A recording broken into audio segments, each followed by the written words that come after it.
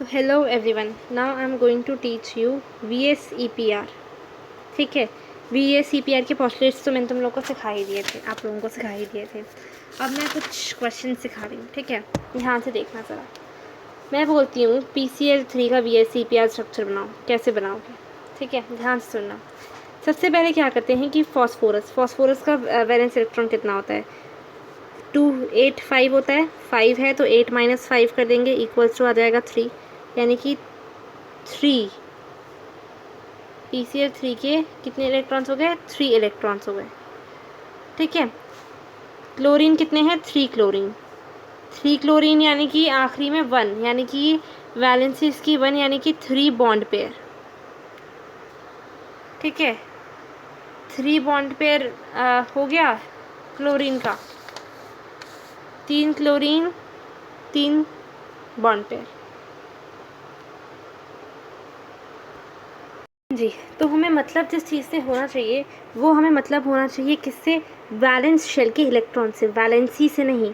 PCl का मैं बना रही थी तो फॉस्फोरस के वैलेंस शेल में कितने इलेक्ट्रॉन्स हैं, इट इज़ 285, इसका एटॉमिक नंबर 5 इलेक्ट्रॉन्स हो गए, ठीक है। कितने क्लोरीन हो गए, 3 क्लोरीन हो गए, 3 क्लोरीन यानी कि 3 इलेक्ट्रॉन्स हो गए, ठीक है।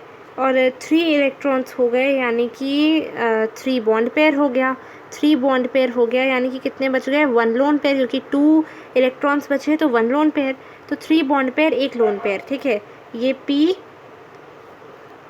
ये स्ट्रक्चर बनेगा ऐसे, P, ये Cl, ये Cl, ये Cl, और ये 2 बॉन्ड पेयर लोन पेयर, ठीक है, 1 लोन पेयर।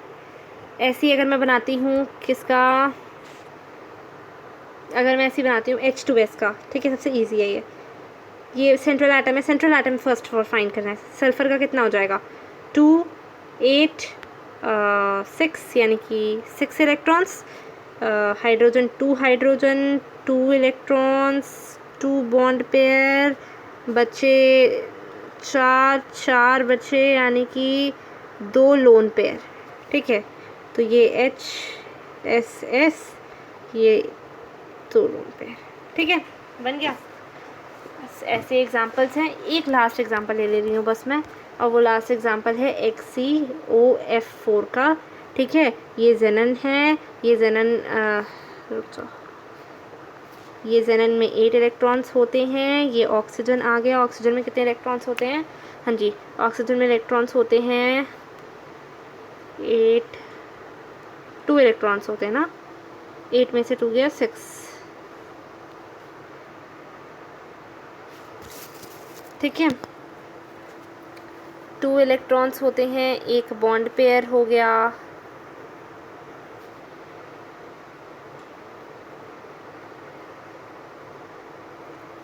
ठीक है। ये F4 है, 4 फ्लोरीन, 4 इलेक्ट्रॉन्स, 4 इलेक्ट्रॉन यानी कि 1 2 6 इलेक्ट्रॉन्स बचे ना, 6 में 4 के साथ हो जाएगा बॉन्ड पेयर, 4 बॉन्ड पेयर और plus 1 lone pair, 1 lone pair, यानी कि ये बनेगा X 1 2 3 4,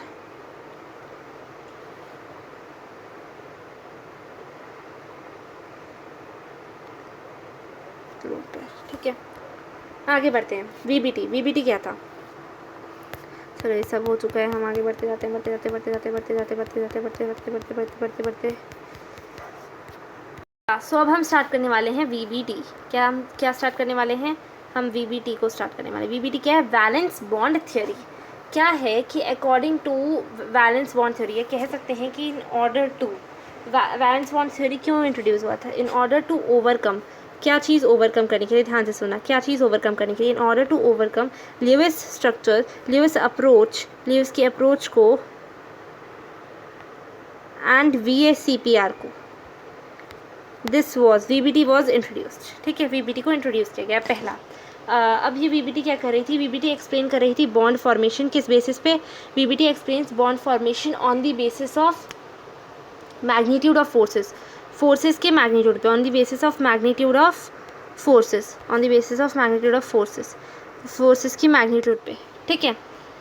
ओवरकम करने के लिए लुईस के अप्रोच को, VSEPR को, बॉन्ड फॉर्मेशन को, फोर्सेस की मैग्नीट्यूड को, इन सबको ओवरकम करने के लिए VBT को इंट्रोड्यूस किया गया।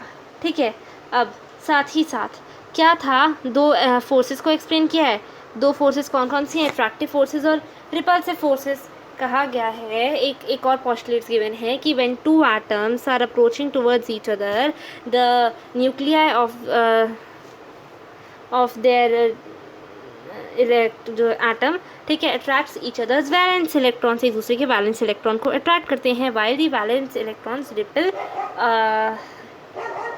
valence electrons and nuclei repel each other. ठीक है, अब अट्रैक्टिव फोर्सेस की बात की। Attractive forces are those forces which tend to bring two atoms, और यू कैन से या two atoms close together, while repulsive forces tend to push them apart। ठीक है, अट्रैक्टिव फोर्सेस ऐसे कहेंगे और रिपल्सिव फोर्सेस ऐसे कहेंगे। ठीक है, if the magnitude of repulsive forces, अगर मैग्नीट्यूड जो है रिपल्सिव फोर्सेस का, if the magnitude of repulsive forces वो ज़्यादा है, then what does it means, greater than, तो उस केस में क्या होगा, कोई बॉन्ड फॉर्मेशन नहीं होगा। ठीक है, नो बॉन्ड फॉर्मेशन, उस केस में नो बॉन्ड फॉर्मेशन होगा। मैं अभी पूरा एक्सप्लेन करती हूँ अच्छे से। अच्छा, फॉर अ सेकंड मैं इसको बाहर ही निकाल के रख लेती हूँ ना। ठीक है, या हाँ जी, तो अब मैं इसको एक्सप्लेन करती हूँ। ये एक न्यूक्लियस है, ये क्या है, छोड़ दो इसको। ये एक न्यूक्लियस है, ठीक है, ये दूसरा बड़ा न्यूक्लियस है, फिर से ये एक न्यूक्लियस है, ये दूसरा बड़ा न्यूक्लियस है। ठीक है, अब होगा क्या, ध्यान से सुनना, जिससे मैं प्रॉपर एरो शो करूँगी वो होंगी अट्रैक्टिव फोर्सेस। यहाँ पे इलेक्ट्रॉन है, रेड कलर से शो करती हूँ, यहाँ पे इलेक्ट्रॉन है, यहाँ पे इलेक्ट्रॉन है, ये दो जगह पे इलेक्ट्रॉन है, ये न्यूक्लियस है, ये न्यूक्लियस है, इसके अंदर प्रोटॉन्स हैं। ये अट्रैक्शन होगा टुवर्ड्स ईच अदर। ठीक है, ये अट्रैक्टिव फोर्सेस हो गई। रिपल्शन किस किस के बीच होगा, दोनों ही न्यूक्लियाई जो हैं वो कौन से हैं, नेगेटिव हैं, दोनों ही न्यूक्लियाई नेगेटिव हैं, और लाइक फोर्सेस ऑलवेज रिपल। तो अब ये दोनों क्या करेंगे, रिपेल करेंगे।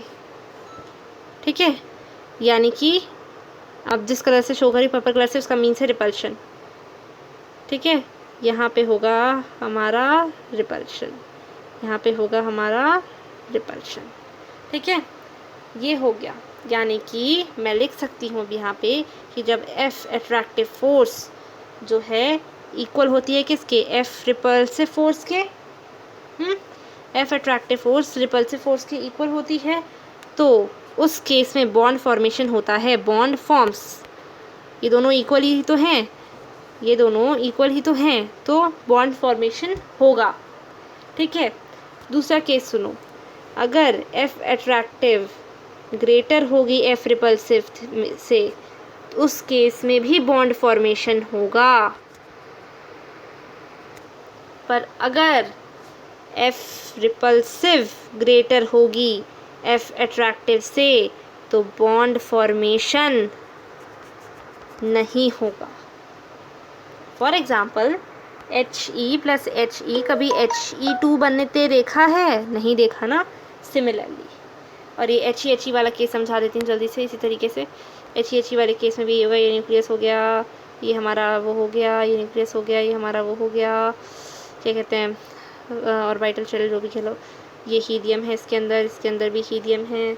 अब ये ऐसे ऐसे अट्रैक्ट करेंगे, ये ऐसे ऐसे अट्रैक्ट करेंगे, फिर ये ऐसे ऐसे ऐसे ऐसे ऐसे करेंगे, फिर ये ऐसे ऐसे करेंगे, फिर ऐसे ऐसे फिर ऐसे ऐसे ऐसे होगा अट्रैक्शन, और इसी में कोई बॉन्ड फॉर्मेशन नहीं होगा। ठीक है, अब सिंपल सी बात एक और चीज़ समझा देती हूँ। इसी में मैं ये ग्राफ बना देती हूँ। यहाँ पे एनर्जी इंक्रीज़ हो रही है, यहाँ पे एनर्जी जो है, यहाँ पे बॉन्ड लेंथ इंक्रीज़ हो रहा है, यहाँ पे एनर्जी इंक्रीज़ हो रही है। तो स्टेबिलिटी कब ज़्यादा होगी, ये देखो, ये चीज़ देख रहे हो, ये चीज़ देख रहे हो, ये चीज़ देख रहे हो, ये जो है बॉन्ड लेंथ डिक्रीज़ होती जा रही है, ये नीचे आते जा रहे हैं। ठीक है, इतना इतना ये नीचे आते जा रहे हैं, तब बॉन्ड लेंथ इंक्रीज़ होती जा रही है। यानी कि बॉन्ड लेंथ कब, सुनो इस पर, इस पे ये है कि जो बॉन्ड एनर्जी है ये कैसी है, बॉन्ड एनर्जी इन्वर्सली प्रोपोर्शनल है बॉन्ड लेंथ के इन्वर्सली प्रोपोर्शनल है बॉन्ड एनर्जी। ठीक है, अब हम पढ़ते हैं ऑर्बिटल ओवरलैपिंग। ऑर्बिटल ओवरलैपिंग का मतलब क्या होता है, जब दो एटम्स जो हैं एक दूसरे के पास आते हैं, एक दूसरे के ऑर्बिटल के पास आते हैं, तो वो ओवरलैपिंग करते हैं, जो कि बॉन्ड फॉर्मेशन करता है। ठीक है, तो अब मैं पूछती हूँ what is bond formation. When two atoms come close towards each other और too closer, then their orbitals undergoes overlapping which causes bond formation. ठीक है, this orbital overlapping defines the strength of bond. ये orbital overlapping जो है bond की strength को define करता है। If the overlapping includes larger area, अगर ओवरलैपिंग लार्जर एरिया इंक्लूड करता है, इट सिग्निफाइज स्ट्रॉन्गर बॉन्ड, यानी कि स्ट्रॉन्गर बॉन्ड। ठीक है, यानी कि देखो, मत देखो, समझो। देखो, ये दो एटम्स हैं, ये एक दूसरे के पास आएंगे तो क्या होगा, बॉन्ड फॉर्मेशन होगा कि नहीं। दूसरी बात, ये ऑर्बिटल ओवरलैपिंग इसे कहेंगे।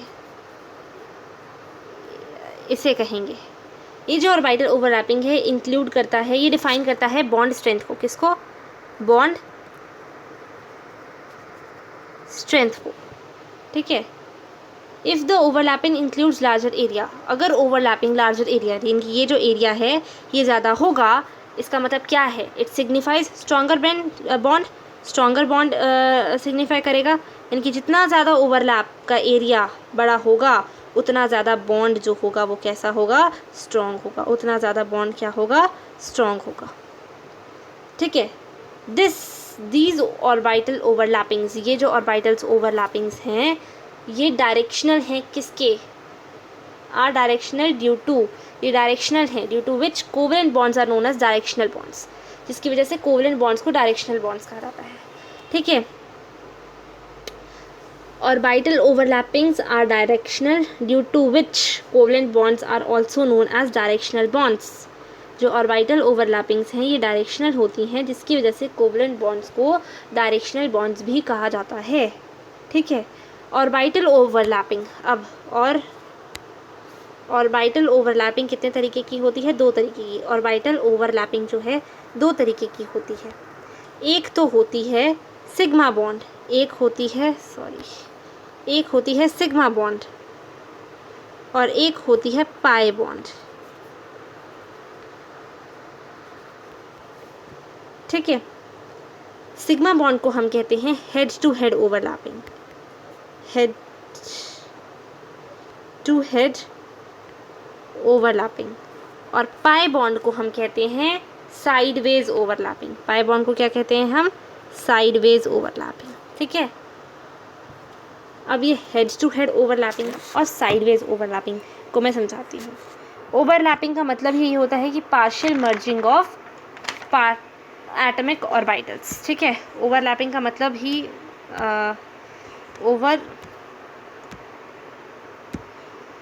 ओवरलैपिंग का मतलब ही होता है क्या, पार्शियल मर्जिंग, पार्शियल थोड़ी सी, जितनी भी मर्जिंग हो, मर्जिंग किसकी, एटमिक ऑर्बिटल्स की, ऑफ एटमिक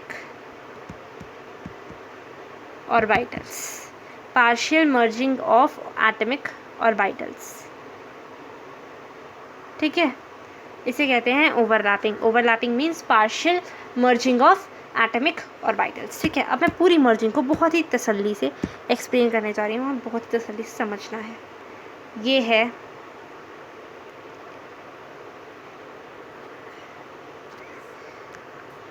एक, ये है, वेट, ये है, ये प्लस है, ये इक्वल्स टू है, ये। ठीक है, ये कैसी ओवरलैपिंग है, साइडवेज ओवरलैपिंग है। साइडवेज ओवरलैपिंग है कि नहीं, ये साइडवेज ओवरलैपिंग है ना। चलो, ये क्या रिप्रेजेंट करता है, एस शेल, ये एस शेल की ओवरलैपिंग है। ठीक है, अब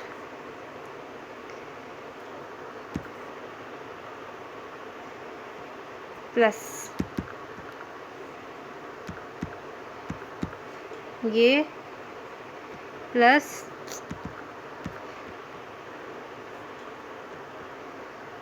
ये जो चीज़ है ना, दिस इज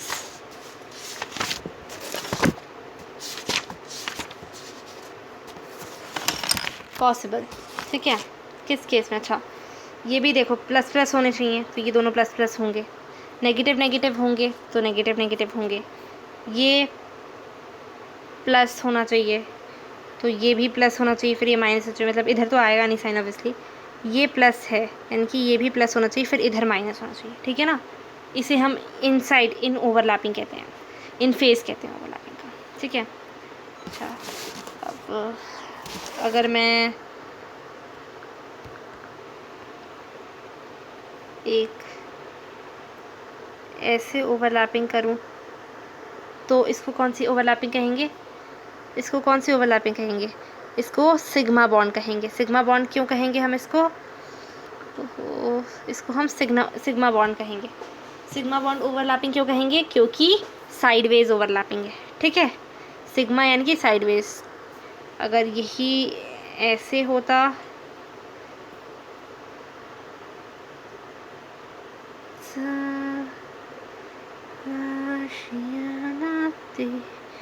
ठीक है, ये होता तो इसको क्या कहेंगे? पाई बॉन्ड कहेंगे। ठीक है, इसको क्या कहेंगे हम? पाई बॉन्ड कहेंगे।